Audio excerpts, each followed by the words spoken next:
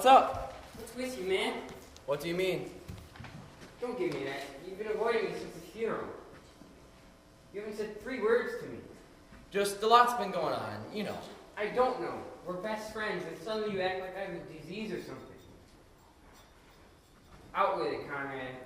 Nothing's wrong. My girlfriend is dead, and it's my fault. People turn away when I walk by. My sister's being teased to tears. My family's being ostracized. Even at church, we are lepers. Nothing's wrong. Talk to me, Conrad. If all what you said is true, then why turn away from your friend? Your only friend, it sounds like. We were best friends, but now it hurts too much to be around you. Listen to me, Andrew. I loved her too. The 4 of us, we've known each other since the 1st grade. In some ways, I was closer to her than you. We were just friends. You don't have to go through this alone. And I don't want to. I can't. Something happened. It was an accident. No, it keeps coming to me. It's got to be somebody's fault. Don't you see? Otherwise, it doesn't make sense. I was supposed to take care of her. It wasn't your fault. Things happened. A series of things. Each by themselves. No big deal. But how many times have we done the roller coaster before? Nothing ever happened. But the rest of us had a drink that night. No big deal. Stacy entered her seatbelt. No big deal. You floored the car. No big deal. Weights and gravel. No big deal. We'll put it together and a tragedy occurred. No big deal. How long are you going to punish yourself? I loved her. Oh God, how I loved her. And you remind me of how much I loved her. That's why I can't be around you. This is crazy. What do you think Stacy would want us to do? I don't know. Yes, you do. She wants us to stick together like we always do. You know that's what she would want. I can't. It hurts too much. Everything is falling apart. Nothing is sticking together. I know you're hurting, but we all are. And hurting isn't the same as blaming. And you have to stop blaming yourself for... Or what? Blaming myself? Why don't you go to the Carlsons and ask Mrs. Carlson whose fault it was? She's wrong. Is she? I'll never be forgiven for that. Forgiven by who? The Carlsons, I suppose. My family. I've changed their lives forever. You. Me.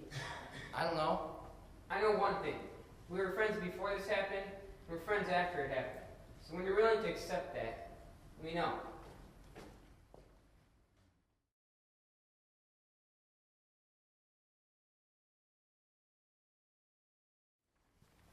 Hey, you better hurry up. For what? Church? I'm not going. Say again? I'm not going. Yes, you are, young lady. End of discussion. If I don't want to go, why force me? I won't get anything out of it anyway. That may be, but I'll take the chance of maybe, just maybe, something might seep in. Dad, why are you doing this? Ever since the accident, you have controlled my every movement. You're suffocating me. You answered your own question. The accident changed everything. You got kicked off the swim team. I was suspended for the season. I still have tryouts in the spring. And what school do you think is going to offer a scholarship to a student who was suspended for drinking that resulted in the death of her best friend? I don't know and I don't care. Look at what you threw away in a moment. You had such a good time on swim team, and you had a chance of winning state. And you got kicked off the debate team, and they won state last year. Everything you've done is down the drain. It's what I've done. That's all that's important to you. What I've done so you can go brag to clients and coworkers and anyone who will listen. Is there something wrong with being proud of my daughter? Dad, you're not proud of me. You're proud of what I did. What's the difference? Why haven't you asked me how I feel about the accident? About losing my best friend? I know all I need to know.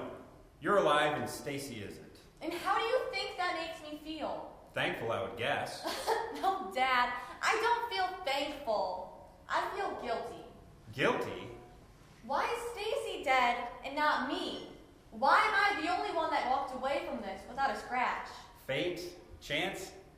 I don't care. You're alive and that's all that matters to me. So you think by controlling my every movement, you can keep me safe? So far, so good. No, it isn't good. I need to work through this. I need you to know me. Not just what I do, but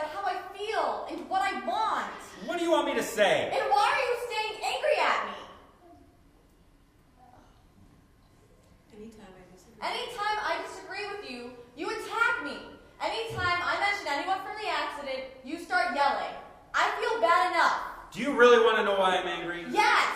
I get angry when I'm afraid. Afraid of what?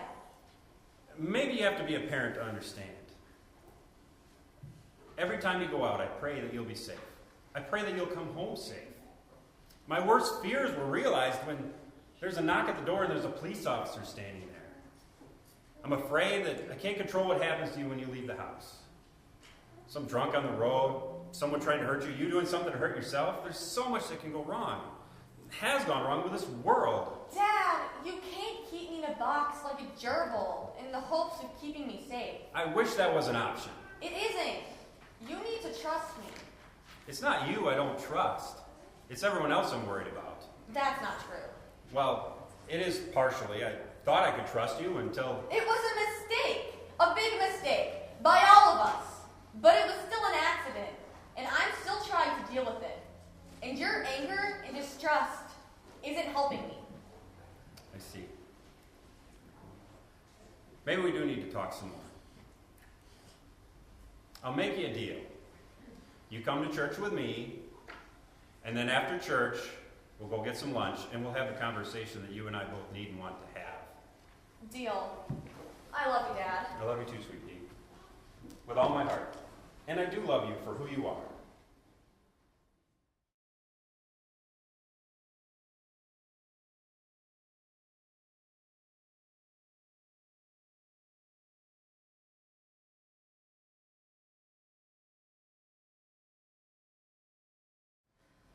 And now we will hear the appointed readings for this Sunday of the church year called Lent.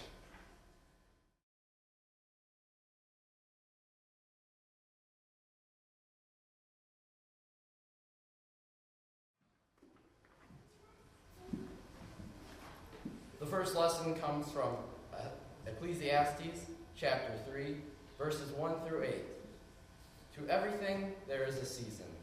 How can you do what you have been doing to me and my family?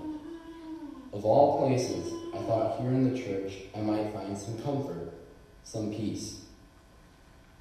You call yourself Christians, then how can you not forgive? All right, I may be able to understand how you might not be able to forgive me, but my mother and sister have done nothing wrong. Yet, you turn away or cast your eyes down when my mom walks by. How many times has she been in your house? How many times when you or someone in your family was sick that she brought over soup or a casserole? And this is how you thank her? My sister is being teased by your children to the point of tears. Where is that in the New Testament? Take it out on me. I have it coming. But please don't hurt my family, for they are innocent. I dare you to ask in your own heart, a second here or there. The time you had an extra drink and you shouldn't have driven home, but did it anyway and made it. Or the time you backed out of the driveway and nearly hit the girl on the bike because you didn't look behind you. Or you left the burner on and it melted the frying pan. A second here or there, you could be in my position or worse. I punished myself more than you could ever punish me. But where is the Christian attitude? How can you treat my family the way you are and identify yourself with the cross? He died for your sins and not mine? You are above forgiving, even though he forgives. I would give anything to change what happened that night, but I can't. I would have died if I could have saved Stacy's life, but I couldn't. And for that, I am sorry beyond words. But you can change what is happening. You can change what you are doing to my family. You can be their friend. Be there for them the way they would be there for you. A time to love and a time to hate. A time of war and a time of peace. Here ends the first lesson. Andrew! Somebody help me! Please!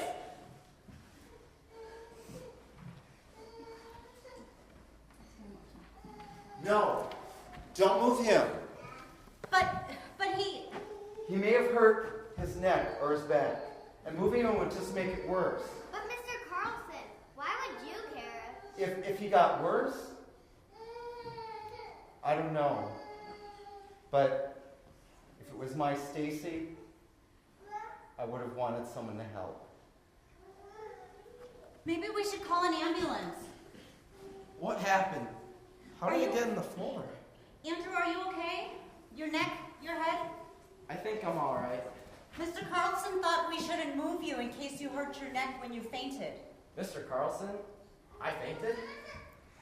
He was right here. He was helping you. Mom, are you sure I'm the one that fainted, not you? Mr. Carlson, here, helping me? It's true. He was sad, but also concerned. You could see it in his eyes. Afraid. Let's get you home, Andrew. We'll talk later. Later sounds good. Mom, I'm sorry.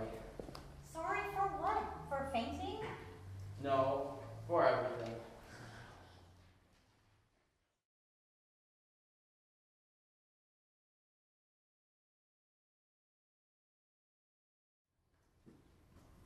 Anyone home? Grandpa!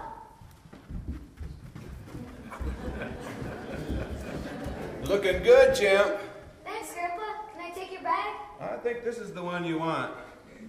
Wow! All that candy is for me? Well, I can't eat it with my diabetes and all. Come on, Grandpa. Let me show you my new Xbox game. You'll love it. We can kill aliens together. Well, I'm not too good at them electronic games. Why don't we go out and throw the ball around? Nah, I don't want to. Isn't baseball starting soon? I'm not going out for baseball. I thought you loved baseball. Why aren't you going to play? Don't want to, Grandpa. Dad.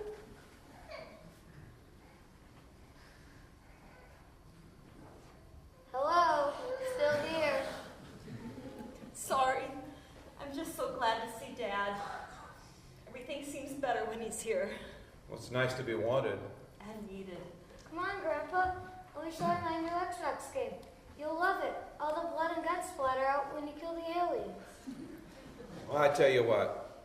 Why don't you go get the game set up, get it warmed up for me? When I'm done talking to your mom, I'll come play the game with you. Okay, but don't take too long. The aliens are waiting. Can I get you something, Dad? Water would be good.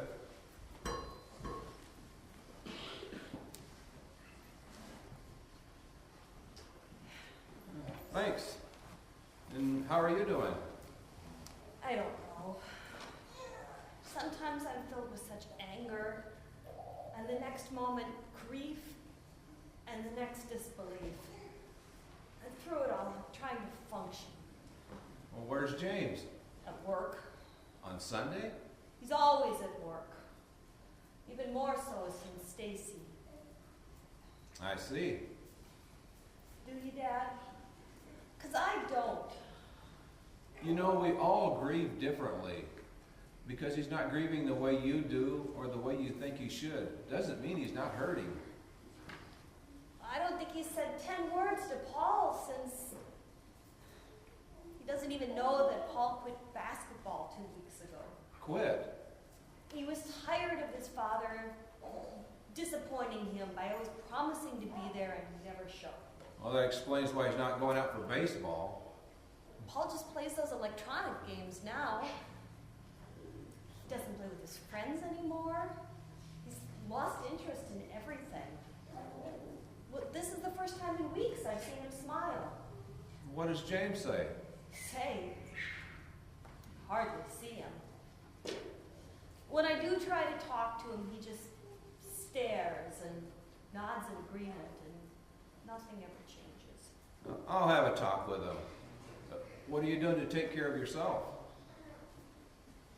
You mean besides thinking I'm going to lose my mind any moment?